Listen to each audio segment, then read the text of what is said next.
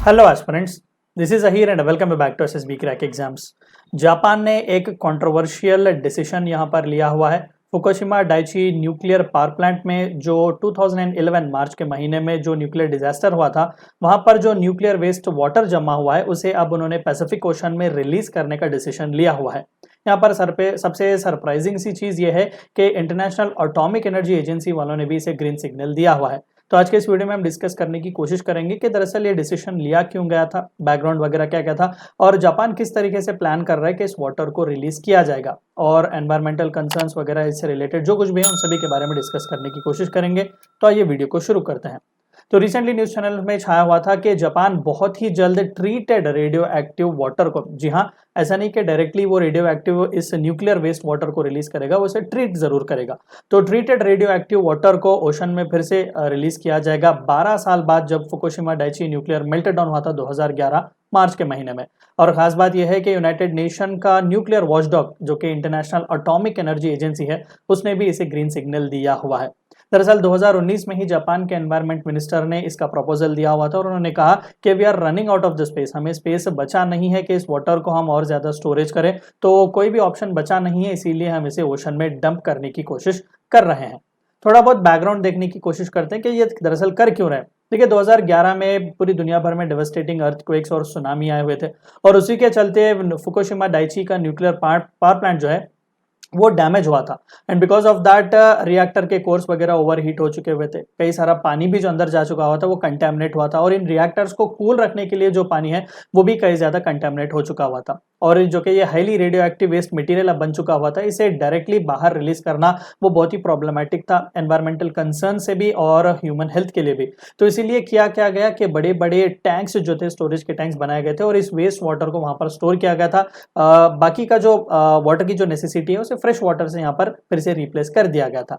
तो अब प्रॉब्लम हो रहा था उस वेस्ट वाटर से रिलेटेड। यहाँ पर टेप्को यानी कि टोक्यो इलेक्ट्रिक पावर कंपनी, जो कि स्टेट ओन्ड इलेक्ट्रिसिटी का फर्म है जापान का, तो उन्होंने ये क्लैरिफिकेशन दिया कि लगभग इस वाटर को स्टोर करने के लिए 1000 से भी ज्यादा मैसिव, यहाँ पर आप इमेजेस भी देख सकते हैं, इस तरीके के बड़े बड़े टैंक्स हमने बनवाए हुए थे, जहां पर लगभग 1.32 million metric ton of waste water हमने स्टोरेज किया हुआ था।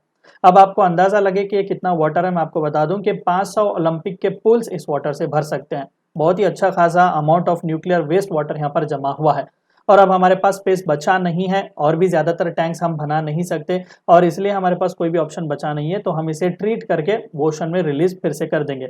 और ये बहुत ही जरूरी भी है, क्योंकि अगर डीकमिशनिंग भी अगर हम इस न्यूक्लियर पावर प्लांट का करने की सोच रहे हैं, फुली शट डाउन करने के लिए भी, तो ये सभी काम हमें उस वक्त भी करने पड़ेंगे। So this is one such reason why they have given that. Risk यहाँ पर क्या क्या है, देखिए, रेडियो एक्टिव वेस्ट मटेरियल जो है कई सारे डेंजरस एलिमेंट्स को कंटेन करता है।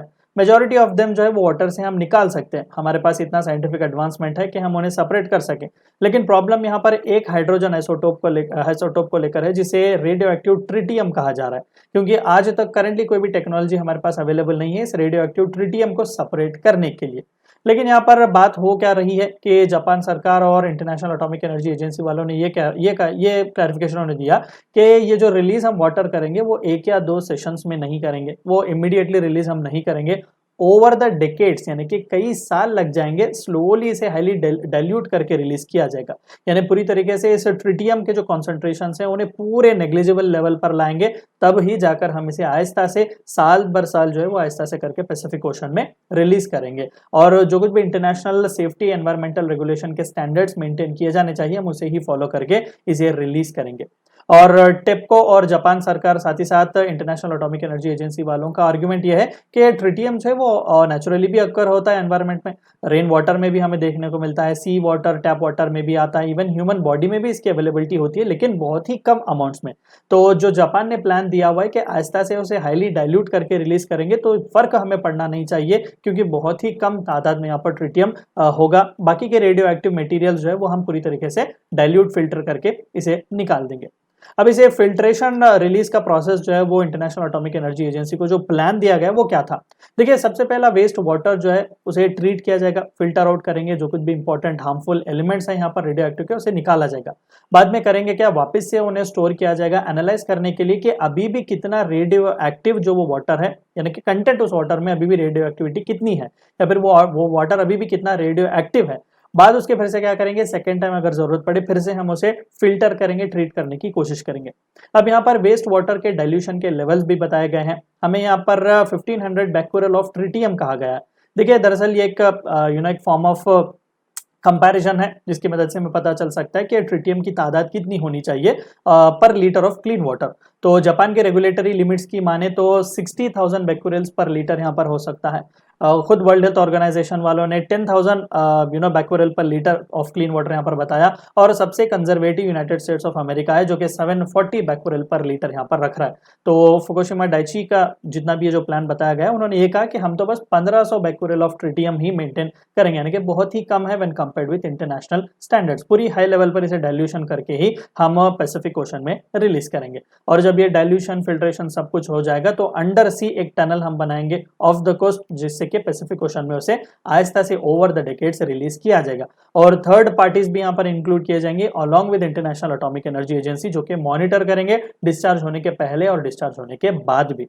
तो ये ब्लूप्रिंट अब इंटरनेशनल एटॉमिक एनर्जी एजेंसी वालों ने एक्सेप्ट किया हुआ है। हालांकि कई सारे कंट्रीज भी बाहर है। चाइना ने कहा कि पूरी तरीके से आप फिर से एक नया डिजास्टर क्रिएट करने जा रहे हैं। खुद जापान के फिशिंग कम्युनिटी वाले इसके खिलाफ हैं कि आप इस तरीके से वाटर जो है वो रिलीज मत कीजिएगा, लेकिन चंद कंट्रीज ने इसे एक्सेप्ट भी किया, जैसे कि यूएसए मार्च 2021 में भी उन्होंने क्लैरिफिकेशन दिया कि we are in support with this. South Korea वालों ने भी थोड़ा बहुत उन्हें सपोर्ट प्रोवाइड किया हुआ है कि हाँ, जो कुछ भी प्लान आप दे रहे हो वो साइंटिफिकली प्रूवन है, हम इस तरीके से आगे भी बढ़ सकते हैं। तो यहाँ पर दोनों व्यूज हमें देखने की बहुत ही जरूरत है। तो ये थी चंद बातें आपको इस वीडियो में जाननी थी। वीडियो को एंड करने से पहले आप सभी को एक और बार याद दिला दूं कि एसएसबी क्रैक एग्जाम्स के पास एसएसबी इंटरव्यू से related full fledge online course available है। हर महीने इसके नए बैचेस स्टार्ट होते हैं। Apart from that we provide you courses like NDA, CDS, AFCAT and warrior 10 is a code which you should use so that you get 10% discount. Meet you next time. Until then, stay healthy, stay safe. Thank you for watching my video. जय हिंद। अगर आप एक defence aspirant हैं और SSB interview, NDA, CDS, AFCAT जैसे exams के लिए prepare कर रहे हैं तो आप एसएसबी क्रैक एग्जाम्स के कोर्स को चेक करना ना भूलें। आप हमारी लर्निंग एप्लीकेशन को गूगल प्ले स्टोर से भी डाउनलोड कर सकते हैं।